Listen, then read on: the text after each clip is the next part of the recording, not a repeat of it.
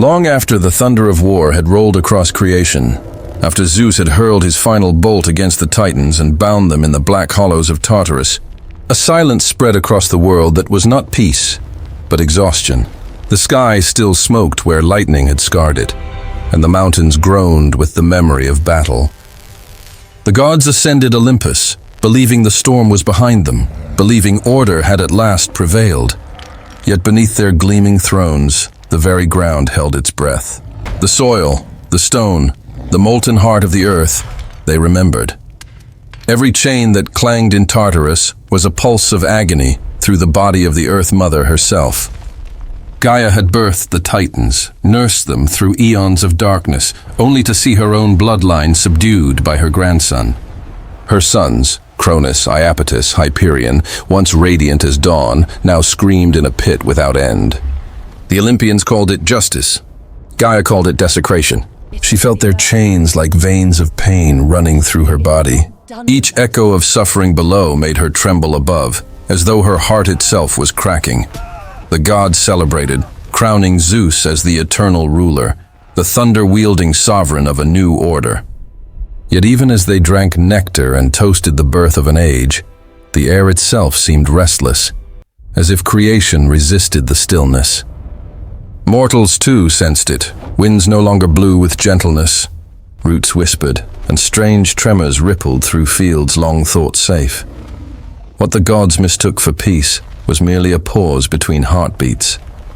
Beneath mountains and oceans, something vast began to stir, as if the world were dreaming of vengeance. Deep in the abyss of Tartarus, the cries of the imprisoned Titans mingled with another sound, slow, rhythmic, growing louder, like a distant heartbeat in the belly of the earth. Gaia, the wounded mother, listened. Her fury, long buried under rock and silence, began to throb once more.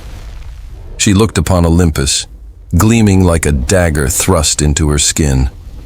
Her children had been defeated by their own kin, and her flesh still bore their prison. But Gaia was not mortal, and her grief was not the kind that faded. It fermented, it deepened into resolve. She whispered to the abyss, to the chaos that predated gods and stars. She remembered a time before light, before Zeus's reign of order, when existence had been raw and wild, unbound. That primordial darkness answered her like a lover long forgotten.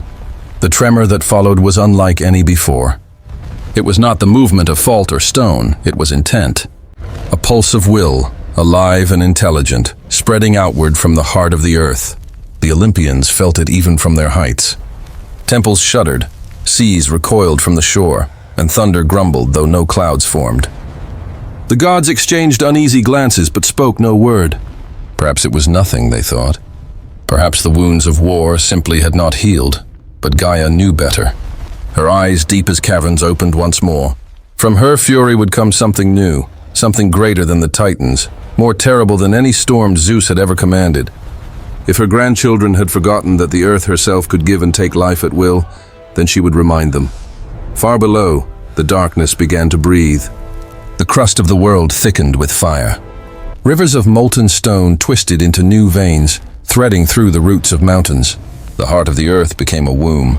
Within that womb, chaos took shape, not as light, but as defiance given flesh. A rumble echoed upward, rising through stone and soil, shaking even the roots of Olympus. The gods paused. Zeus, whose hand still crackled faintly with residual lightning, looked out across the horizon and saw the world dim. A red hue bled into the sky, unnatural and heavy, like the color of a wound. He thought it a passing omen, some remnant of the Titan war. But Hera, watching beside him, whispered what none of them wished to admit. "It is the earth," she said softly. "She is not done with us." And in that moment, the Thunderer felt the same thing every mortal would feel centuries later when the world begins to shake. The realization that power, no matter how divine, could never silence what lies beneath. The tremors did not stop. They grew into rhythm, then into purpose. The air itself began to hum with a new frequency, deeper than sound, older than language. The very heartbeat of creation had changed tempo. Something vast was awakening, a storm not born of sky or sea, but of the earth's own hatred. No Titan's name would ever again inspire such dread. For what was rising now was not bound by lineage or justice. It was not a rebellion for rule or revenge of pride. It was annihilation given purpose, and the world, though it did not yet know his name, would soon tremble before it. Typhon, the monster who would make even Zeus remember fear. In the molten dark beneath the world, Gaia withdrew from the company of gods and mortals alike. Her sorrow had hardened into will, and that will began to take form. Once she had given life in abundance, forests, seas, creatures that breathed and bloomed. But this birth would not be life. It would be vengeance. The ache of Tartarus coursed through her veins like poison, and the name of Zeus was a splinter in her heart. Each rattle of Titan chains became a labor pain. She whispered to the void, calling upon the primeval chaos that had once reigned before the dawn. It answered not with words, but with a low hum, the pulse of existence itself, ancient and amoral. Gaia bent her knee to it, not as a supplicant, but as a partner. Together they would shape something that would undo all the gods had built. No mortal eye could have endured what followed. The earth split in silent agony, lightless magma twisting into veins of red fire. From the bedrock rose columns of smoke that carried her curse to the heavens. "Let Olympus feel what Tartarus feels," she said. "Let their sky tremble as my body does." She reached into her own depths, clawing at the molten chaos until her fingers drew something alive. That something screamed. The sound was not of birth, but of fracture, an echo so deep it bent the mountains outward. The oceans convulsed. Stars blinked as though closing their eyes to what was coming. From the fissures of the earth, forms began to move, immense and formless at first, like clouds of fire trying to remember shape. Each wave of molten breath gathered limbs, wings, and serpents, coiling together until the chaos congealed into being. When he emerged, the world dimmed. The light of Helios faltered. Even Apollo's chariot horses balked at the horizon. The being stood taller than any peak, his head brushing the vault of heaven, his shadow swallowing ranges whole. Typhon. He was not conceived in harmony, but in defiance, not born, but forged. His body was the question the earth hurled at Zeus. Can your order stand against this? Each beat of his heart shook the underworld. Each breath was a gust that twisted clouds into spirals. His eyes glowed with the dull fury of molten ore, and his veins pulsed with fire instead of blood. His flesh smelled of lightning and brimstone. The scent of divine warfare returned to the air. He opened his mouth and the air fled from it. The first roar of Typhon rolled over the mountains like the cracking of the world's spine. Birds dropped from the sky. Trees bent and tore themselves from their roots. Across the ocean, waves climbed over each other in confusion, and the gods of the sea retreated into their palaces of coral, unwilling to look upon what was rising from the earth. Gaia watched from her caverns, neither proud nor tender. This was not a child to love, but a weapon to release. She reached toward him, her hands of stone and soil touching his flaming chest, and whispered, "You are my wrath. You are the breath of my grief. Go where the air trembles and the sky pretends to rule." The wind stilled. For the first time since the dawn, even chaos listened. Typhon's eyes opened wider, two suns made of storm. In their depths, the reflection of Olympus flickered like a memory soon to be erased. When he took his first step, mountains bowed. With his second, the rivers reversed their flow. With his third, the air itself screamed.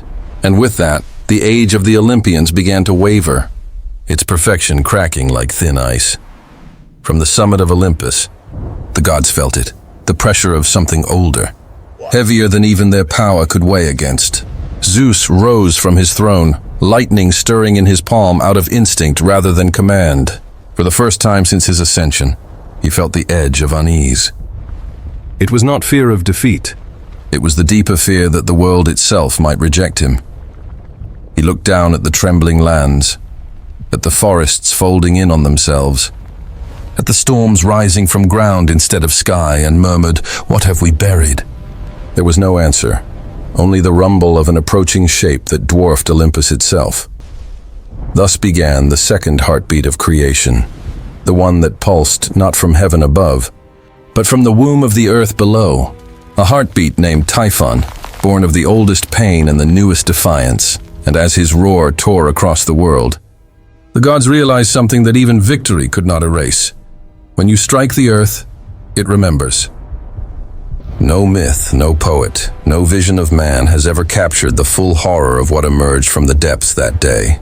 For Typhon was not merely a creature. He was a statement, an argument against creation itself. His body mocked the very order Zeus had forged, every limb a contradiction, every breath an act of rebellion. If the Olympians were harmony, Typhon was dissonance made flesh. The first thing seen by those who dared to look upon him was his height. He stood beyond measure, his head brushing the firmament, his shoulders broader than mountain ranges. When he moved, continents trembled. When he breathed, clouds scattered like frightened birds. His arms stretched from horizon to horizon, veins glowing with liquid fire, muscles coiling and uncoiling like the roots of living mountains. But below that towering form, the illusion of humanity dissolved into nightmare. From his waist downward, his legs were not legs at all, but a tangle of serpents, each alive, each hissing in its own cruel language. They writhed and snapped at the air, weaving and knotting like rivers of venom. Where they struck the ground, the soil blackened, and new fissures opened, exhaling smoke as if the earth itself was recoiling from its own offspring. Their scales shimmered with toxic colors, green like decay, violet like bruised sky, black like drowned fire. His torso was broad and distorted, his ribs glowing through translucent flesh as if his insides were lit by stormlight. Lightning crawled beneath his skin. When he turned, one could hear it crackle, the sound of thunder trapped within muscle. His spine bent and straightened with the rhythm of tectonic plates shifting, as though the very landscape breathed with him. And then there were the heads. Not one, not 10, but 100 dragon heads sprouted from his shoulders, each moving independently, each terrible in its own right. Some breathed gouts of flame, others exhaled black smoke or venomous winds that burned the air itself. They shrieked, roared, hissed, and howled with every sound known to the animal world, a cacophony that made even the immortal ears of gods bleed. One head roared like a lion, another howled like a wolf, another hissed like a serpent, until the world became an orchestra of terror. His eyes, in all of those faces, burned like twin suns, fiery, blinding, furious. To look into them was to see the reflection of storms before they formed, of destruction before it was born. From each mouth, tongues of fire lashed outward, and every exhalation birthed gales that tore forests apart. When he spread his wings, vast, black, and endless, the daylight dimmed, and the horizon vanished under a sea of shadow. To the gods who watched from Olympus, it was as if the world itself had sprouted a second sky, one that hated them. Hermes, quick-footed and silver-tongued, fell silent for once. Apollo's lyre slipped from his hand. Even Ares, whose veins pulsed for war, took a step back. Only Zeus remained standing, though his lightning crackled nervously in his grasp. The mortals below could not see his full form, but they felt it. In far-off valleys, children cried as the earth groaned beneath their feet. Rivers frothed, winds reversed, and the air tasted of iron. Priests threw themselves before their altars, thinking the end had come. And perhaps in some way it had, for this was the undoing of the world's shape, the moment when creation remembered it had once been chaos. Typhon raised his many heads toward Olympus, and the heavens shook. His voice was no longer a sound, but an atmosphere. It rolled through mountains, shaking loose their snow caps. It rattled the gates of Tartarus, and woke the Titans in their prisons. The cry was both fury and laughter, fury for Gaia's pain, laughter for the folly of gods who thought victory permanent. In that cry, even Zeus heard his own history mocked. Once he had risen against his father and cast him into darkness. Now something rose against him in kind. The circle had closed. Creation had turned upon its creator. Yet Typhon was more than revenge. He was design. The poets later wrote that he was born not only to destroy, but to remind the universe that order without fear becomes arrogance. And in that, Gaia's vengeance found its truest voice. Not in the death of gods, but in their trembling. When Typhon began to move toward Olympus, the world followed his stride. His serpent slithered forward in a storm of scales, his wings beating hurricanes into the sky. Fire rained where his breath touched the clouds. From every corner of the earth, beasts wailed as if answering his call. It was as though all the wildness left in creation had awakened, gathering behind him in defiance of the throne above. The age of peace that Zeus had promised was ending. The war for order had never truly finished. It had only gone silent long enough for the earth to draw breath. Now, with each thunderous step of Typhon, that silence shattered, and Olympus trembled on its high seat, unsure whether it stood upon a mountain or the rising shoulders of the storm itself. In the shadows cast by Typhon's towering form, another shape began to stir, a softer voice in the language of chaos, yet no less dangerous. She was born where sunlight dared not linger, in a cave deep within the folds of the earth where roots grew sideways and fireflies burned like drifting souls. Her name would be whispered by mortals as Echidna, the mother of monsters. Half woman, half serpent, she embodied the same contradiction that birthed her mate, beauty and horror sharing the same pulse. Her upper half was fair, with hair dark as the river Styx and eyes that glimmered like stars seen through volcanic smoke. But from her waist downward, her body coiled into the form of a colossal serpent. Scales rippling with green and gold, her tail whispering against the stone as if it carried the rhythm of the earth itself. She was drawn to Typhon, not by love, but by recognition. He was chaos made flesh, and she was its reflection, a reminder that even ruin could seduce. When the two met, the air itself seemed to pause, heavy and trembling. From their union, nightmares would find their first breath. Together, they retreated into the hollows of the world, far from Olympus's watchful gaze.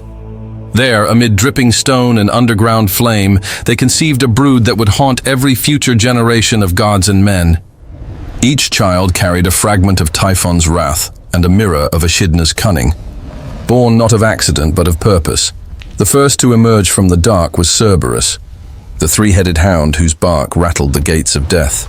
His eyes burned with the memory of Typhon's fire, his jaws forever thirsty for the souls of those who tried to flee Hades' realm. Mortals would later tell of how Heracles fought him, but none would remember that the monster's loyalty was never to death, but to his parents' will, to remind the living that no one truly escapes the underworld. Then came Hydra, the serpent of Lerna, born of the slime and smoke that dripped from Echidna's coils. Each head bore venom that could kill even gods, and when one was severed, two would rise in its place. It was a mockery of destruction itself. Kill one evil, and another will always take its place. Even Heracles, armed with divine strength, could only defeat her by burning what he could not kill. Their third child was Chimera, a beast stitched together like Typhon himself. Lion in the front, goat in the middle, serpent in the tail, each breath a jet of fire. She roamed the desolate plains, leaving behind ashes that still whispered her name. The poets would call her impossible, but to Gaia and Typhon, she was perfect, proof that even the grotesque could be divine if it carried the will to terrify, and the brood did not end there. Orthrus, the two-headed hound, guarded the herds of a giant and would fall only to Heracles' club. The dragon Ladon, coiled eternally around the golden apples of the Hesperides, hissed with the voice of his father's defiance. Some said even the Sphinx, she who strangled men with riddles, sprang from Echidna's womb, her questions echoing the chaos that birthed her. From their lair, Typhon and Echidna watched as their offspring spread through the world. Each monster became a test, a trial set before those who called themselves heroes. To slay one was not merely to earn glory, it was to strike at chaos itself, to push back the memory of the storm. But none ever truly destroyed the bloodline. For every Hydra's head severed, another beast would rise somewhere else. Every generation had to meet Typhon's echo in its own way. The Olympians pretended not to notice at first. They dismissed these creatures as remnants of an old age, curiosities of nature gone astray. But as the years stretched, they began to realize a truth that even Zeus could not deny. Though Typhon had not yet struck Olympus, his children were already infiltrating the world he had sworn to perfect. In the high halls of Mount Olympus, Hermes once whispered to Athena, "They are seeds, not monsters." The earth is still sowing her rebellion. And Athena, wise yet weary, did not argue. She merely looked toward the horizon, where storms were gathering again. For deep within the caves, Typhon's eyes burned brighter each night, watching his children play upon the surface. He did not need to march yet. His legacy was already walking the earth. Every hero slain by a beast, every mortal who trembled before a riddle or a roar, added another tremor to the cracks beneath Olympus. And beside him, Echidna smiled. Not cruelly, but knowingly. "Let them call us monsters," she murmured. "They will call their own trials by our names for ages to come." Thus the Age of Heroes began, not as a gift from Zeus, but as a consequence of Typhon. For what is a hero without a monster to slay? What is order, if not the shadow cast by chaos? And somewhere in the depths, the parents of nightmares rested, waiting for the world above to remember where its fears were born. Typhon was no mindless brute, no roaring chaos without direction. His fury had reason, his destruction had design. Within his monstrous frame burned not only Gaia's wrath, but the cunning of something ancient, older than any law Zeus had written into the stars. He was chaos, yes, but chaos that knew. The ancients would later whisper that Typhon's intelligence was what made him the most terrifying of all beings. For he understood what he was, and what he meant to the world. He knew that his every movement unstitched the order the gods so desperately clung to. The Titans had fought Zeus for dominion. Typhon fought him for definition. To prove that the sky's rule was only an illusion, a thin crust of order spread over an ocean of wildness that could rise and swallow it at any time. When he opened his mouths, dozens, hundreds of them, the air became a storm of words no mortal could repeat. Each tongue spoke in a different language of nature, the crack of thunder, the hiss of magma, the bellow of wind through mountains, the shriek of raptors over the sea. The gods called it noise. The world called it prophecy. For in his voice was the reminder that creation's laws were not eternal. They were temporary truces. His breath summoned gales that bent trees to the ground, hurricanes that tore ships from the sea, and firestorms that devoured the night. When his wings beat, clouds coiled into spirals, birthing lightning that struck both mountain and god alike. When he screamed, volcanoes answered. The ancients would later look to Mount Etna, its molten heart forever restless, and say, "That is where he sleeps." But Typhon was not simply the bringer of storms. He was the storm. The idea of it, the perfect unity of destruction and rhythm. Even his chaos had a pulse, and that pulse became the heartbeat of catastrophe across the world. In the high halls of Olympus, Zeus watched, lightning coiling in his palms like nervous serpents. He could feel Typhon's presence in every tremor of the ground, in every flicker of heat within the clouds. It was as if the monster was everywhere at once, diffused through the elements. The god of order was surrounded by his own undoing. Ares, eager for war, once said, "Let me go, Father. Let me cut him down." But Zeus did not answer. He knew this was not a foe that could be felled by sword or spear. To strike Typhon was to strike at the world itself. Every thunderbolt hurled at him would return as lightning in a storm. Every wound inflicted would reopen in the volcano's mouth. And yet, there was a strange beauty in Typhon's presence, an awe that even his enemies could not escape. When his wings unfolded across the horizon, they caught the light of the sun and turned it blood red. When he moved, his serpentine legs left rivers of glowing glass behind. Sand melted into crystal by his fire. To behold him was to see the artistry of ruin. The poets of later ages would say that Typhon was nature's rebellion against the arrogance of perfection. That Gaia, in creating him, was not merely seeking vengeance, but balance. The gods had claimed dominion over sky and sea, but they had forgotten the earth itself, the deep, breathing foundation that supported their thrones. Typhon was that foundation made conscious. His existence declared, "You cannot tame what you stand upon." Some say that in those first days, before the Great War, Typhon approached Olympus not with a roar, but with silence. The wind stilled, the sky dimmed, the gods peered over the marble edge of their mountain, and below them, The clouds parted like a curtain, revealing the face of the storm. He looked up, not as a servant, but as an equal, and the lightning in his eyes met the lightning in Zeus's hand. For a heartbeat, the universe held its breath. It was not hatred that passed between them, but recognition. One was the architect of order, the other, the inevitable collapse of that architecture. They were reflections, two halves of the same divine paradox.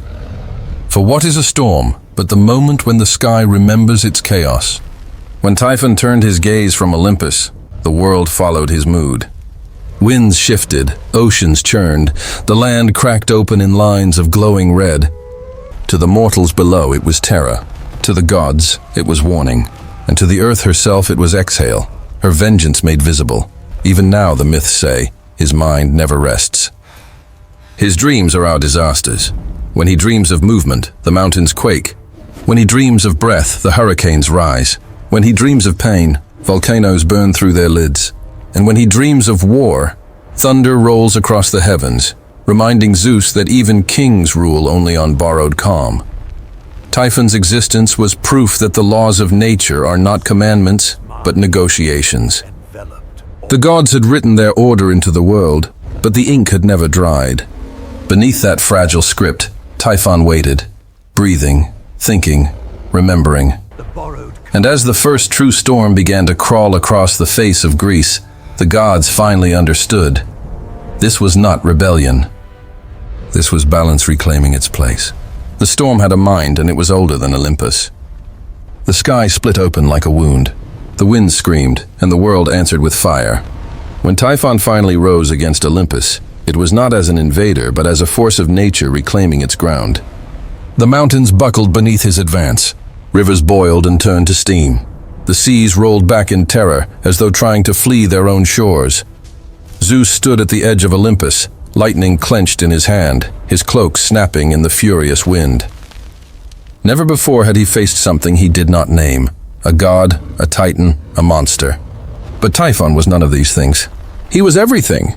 Every fury, every flame, every whisper of chaos condensed into form. When their eyes met, the heavens dimmed. Typhon raised his 100 heads and unleashed a roar that shook the stars. Each mouth vomited fire and smoke. Each sound split the air like a hammer against the sky. The cry rolled through valleys, shattered temples, and sent gods and mortals alike to their knees. Then came the reply, a crack of thunder so bright that even the darkness recoiled. Zeus hurled his first bolt, and the war began. Lightning met flame, sky met earth. Every strike of Zeus's wrath split the world open, rivers rising to meet the clouds. Typhon swung mountains like stones, hurling them skyward. They broke apart mid-air, raining shards of burning rock. The world itself became the battlefield, each clash of their powers rewriting the shape of creation. The Olympians fled. Poseidon's seas rose in panic. Hera and Athena vanished into shadow. Ares, brave and furious, found his courage meaningless in the face of a being who was war itself. Hermes, the fleet-footed, guided them to safety, whispering frantic prayers to a sky that no longer listened. Zeus fought alone. For an age that seemed to last forever, thunder and flame wrestled in the void between heaven and earth. The gods would later say that when the two powers collided, the constellations themselves were torn from their places, flung into new patterns across the sky. At first, Zeus held the upper hand. His bolts rained like meteors, his voice commanding the clouds. Typhon staggered, his scales cracked by the searing light. The king of gods pressed forward, his power scorching the heavens. But pride is the first casualty of war, and Zeus mistook Typhon's stillness for defeat. From the heart of the smoke, a sound began, a low, cruel laugh that seemed to come from every direction. The laughter rose into a scream, and the storm changed. Typhon's fire surged outward in a spiral, devouring the lightning before it could strike. He opened his wings, vast enough to cover the sky, and with one beat, he sent the storm crashing back upon Olympus itself. Zeus faltered. In that single instant, Typhon struck, his serpentine limbs coiling up the mountain, wrapping around the thunderer like chains forged from the earth's veins. Zeus hurled bolt after bolt, but the light vanished into Typhon's breath. The monster's 100 heads converged, hissing and shrieking, until the air itself seemed to suffocate. The gods watched from afar, powerless, as their king was dragged down. Typhon's coils tightened, bones cracked, thunder fell silent. Then, in an act that none had believed possible, Typhon tore the sinews from Zeus's limbs, the divine cords that bound lightning to his body, the very essence of his strength. The bolts fell from his grasp, lifeless. For the first time since creation, the sky was quiet. Typhon carried his broken enemy eastward, across lands and seas to a cave shrouded in mist and ash, the cavern of Cilicia, where the serpent goddess Delphine awaited. There, amid the hiss of steam and the drip of molten stone, the king of gods was bound. No one knows how long Zeus lay in that prison. Some say days, others centuries. The sky darkened, ungoverned as storms raged without command. Mortals prayed, but their prayers fell into silence. Olympus was empty, its throne cold. The reign of the gods seemed ended, replaced by something raw and wild. In the hidden places of the world, hope flickered only faintly. But not all had abandoned their king. Hermes, the trickster, and Pan, the wild god of the mountains, conspired together. Guided by cunning rather than power, they crept through the shadows of Cilicia, slipping past Delphine's coils and recovering the stolen sinews. They carried them back in secret, winding them once more into the flesh of the fallen thunderer. When Zeus opened his eyes, they glowed not gold, but white, the color of a storm about to break.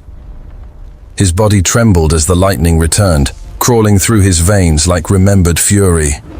Above, the clouds began to gather again, drawn to their master's awakening. The sound that followed was not thunder, but something deeper, the heartbeat of vengeance. Typhon, sensing the shift, turned his heads toward the west. He knew the battle was not done. The first war had been victory, yes, but even mountains can fall twice. And so, as Zeus rose once more, reborn in rage and fire, the world braced itself for the storm to come. The sky had lost, but it had not forgotten how to strike. The silence before the second storm was a thing alive. It hung heavy over the world, too still, too bright, the kind of calm that feels like the moment between heartbeats. Even the winds waited. Olympus stood in shadow, its marble halls cracked and scorched from the last war. Below, the mountains of Thrace smoldered, their peaks smoking like the breath of some dying god. But no god had died, not yet. Zeus rose from the ashes of his defeat like lightning crawling up a thunderhead. The sinews that Typhon had torn from his body now glowed beneath his skin, mended by Hermes' cunning and Pan's courage. He was changed. The gleam of his eyes was colder, harder. His lightning no longer sang. It screamed. When he took his first step from the cave, the clouds fled eastward. When he took his second, they came rushing back, black and swollen, as if recognizing their true master. Thunder followed, not summoned but obedient. For the first time, the storm itself seemed afraid of what it served. Across the world, mortals lifted their heads and saw the heavens bruising. Farmers left their fields. Sailors lashed their ships to shore. Animals fled from coasts and forests alike. They could feel it, the gathering of powers beyond comprehension. In the space between breaths, the world remembered that it was small. Far to the east, Typhon waited. His wings, scorched from the last battle, unfurled once more. The smoke that curled from his wounds became clouds. The fire dripping from his body fell as rain of ash. His 100 heads turned as one toward the west. From their many throats rose a sound like an entire mountain exhaling, a hiss that turned to a roar that turned to a hurricane. The sky darkened again. When Zeus appeared above the horizon, the two forces met with such violence that creation itself seemed to buckle. The world split between light and flame, order and ruin. Zeus hurled thunderbolts that fell like meteors, igniting forests and turning rivers into steam. Typhon answered with jets of molten fire that melted stone mid-air. The clouds themselves caught fire. The sea boiled. Islands vanished beneath the weight of waves. Each blow was not just destruction, it was rewriting. Valleys became oceans. Mountains became dust. The constellations wheeled out of place as the sky tried to steady itself. And beneath it all, the earth groaned, the voice of Gaia, torn between her two children. From Olympus to Sicily, gods and mortals alike watched the heavens bleed light. The great thunderbolts of Zeus clashed against Typhon's fire, creating storms that scorched the horizon. The wind carried screams, thunder, and the sound of stone tearing apart. At last, the balance tipped. Typhon, for all his might, began to falter. His fire dimmed, his wings shredded by lightning. He struck back in desperation, ripping mountains from the earth and hurling them like stones. Zeus shattered them mid-air. The fragments fell as meteors, scorching the plains below. Then came the final thunderbolt, greater than any before it, forged from every storm the world had ever known. Zeus raised it high, and for a heartbeat all things stopped. Even Typhon hesitated, his countless eyes widening in something perilously close to awe. The bolt struck him squarely in the chest. For 9 days the world echoed with his scream, a sound so vast it shook the seas into tsunamis and sent ash into the sky that would take ages to fall. His wings caught fire, his serpents turned to ash. His body convulsed, twisting and folding inward as if the very laws of form were rejecting him.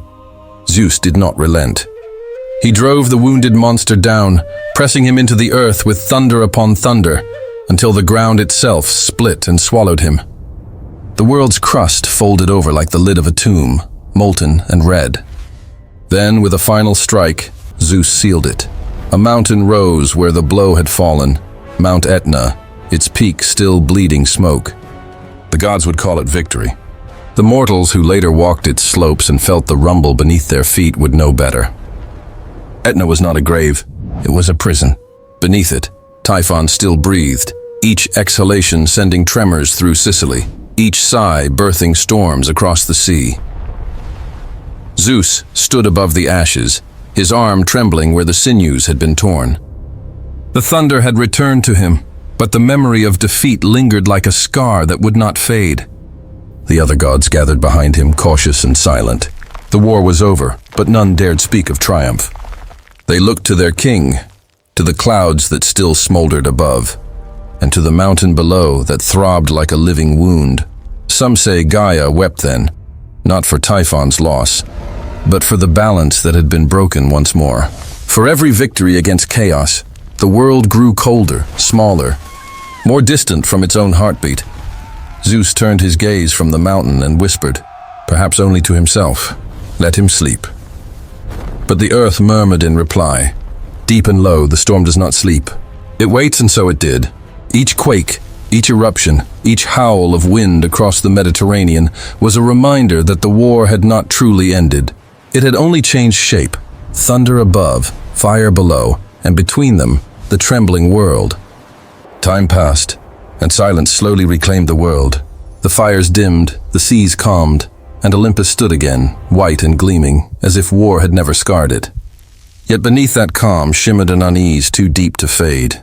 The gods would not say it aloud, but every rumble of thunder, every flicker of lightning, reminded them of the day when even Zeus had fallen.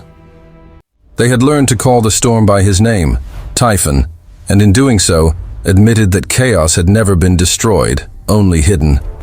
But myths are living things. They do not end when silence begins. They change their shape as if wearing new masks to continue their breath.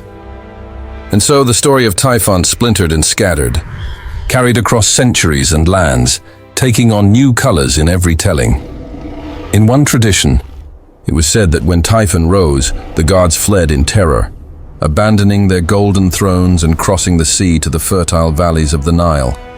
There, to escape his pursuit, they took on the shapes of beasts, Apollo, a hawk flashing through the sky, Hermes, an ibis with clever eyes, Artemis, a cat that vanished into shadow, Hera, a white cow whose horns caught the sun. Even Poseidon, lord of the seas, disguised himself as a ram. It was said that when Typhon's gaze scoured the earth for them, all he saw was a wilderness of animals. Thus did the rulers of Olympus become the first to hide within the forms of nature. The Greeks would later tell this story to explain the strange gods of Egypt, the ones with the heads of beasts and the bodies of men. They said the Egyptians had seen their gods in disguise and mistaken those forms for truth. But the Egyptians told another tale. To them, these were not borrowed gods, but ancient powers, ones that had always been, born from their own land's silence and sand. To them it was Typhon who wore the borrowed face. They knew him as Set, the red god of storms and desert, the slayer of his own brother, the one who brought dust and thunder wherever he walked. In Set, Typhon lived again. Both were storms given will. Both were the necessary shadow to the light of order, and both were reminders that creation without conflict is lifeless. From this mirroring across cultures grew a strange unity of myth, the recognition that chaos wears many names, but never disappears. Even within Greece, the tale shifted like wind over ash.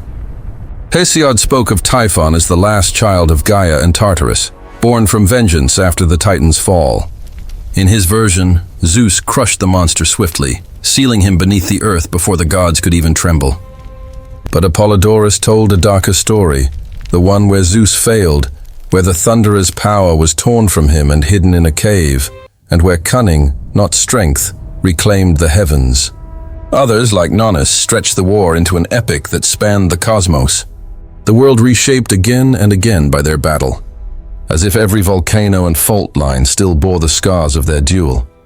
And the philosophers came after, taking Typhon from the realm of gods and placing him within the realm of meaning. To them, he was not a monster but a metaphor, the wildfire that clears the forest so new life can grow, the earthquake that reminds man that the ground beneath him breathes. Typhon became the shadow cast by progress, the counterweight to every act of creation. The storm, they said, was not punishment. It was proof that balance demands struggle, yet the poets kept him monstrous, because the human heart loves its fears. They wrote of him still breathing beneath Mount Etna, of sailors hearing his sighs through the cracks of the sea floor, of farmers feeling his restless coils trembling under their feet. When the volcano erupted, the ancients poured wine and bread into the fire, not as offerings of worship, but of appeasement. "Sleep," they whispered. "Stay buried one more day," but Typhon never truly slept. His presence remained in the pulse of every storm, in the restless shifting of the earth. Each quake was a knuckle against the surface, each thunderclap a reminder that his war with the sky had only changed battlegrounds. The earth itself had become his cage, and his weapon. His children, too, carried his defiance forward. Cerberus at the gates of death, Hydra in the marshes, Chimera across the burning plains. Each new monster that rose to test a hero's strength was not merely a beast to be slain, but a whisper from Typhon's buried heart. Order is never absolute. For what is a hero's glory but a brief victory against chaos before the next storm begins? And so the myths endured because they were true, not in fact, but in pattern. The storm comes, it destroys, it passes, and in its wake the world is changed. Zeus may have sealed Typhon beneath Etna, but he could not silence what Typhon represented. Even gods cannot rule forever over the forces that birthed them. The storytellers of later ages understood this. They said that Typhon still murmurs in the sleep of the earth, his fire the forge that renews the land, his breath the wind that reshapes the sky. He is no longer a monster, but a cycle, a reminder that everything built must one day tremble. And when the winds rise over Sicily, carrying ash and thunder across the Mediterranean, some say that if you listen closely, you can hear his voice, not roaring, not screaming, but whispering softly through the smoke. I am not gone. I am the breath between lightning and silence. I am the memory that the gods would rather forget, and I will rise again when the earth remembers its fury. The tale fades there, as all tales must, softly like the receding tide after a storm. The sky clears, the mountain still smokes, and the world inhales again. But somewhere deep below, in the veins of fire that lace the planet's heart, Typhon still dreams. And when the earth shakes, when the clouds bruise, when thunder grumbles without rain, perhaps for a moment he is awake.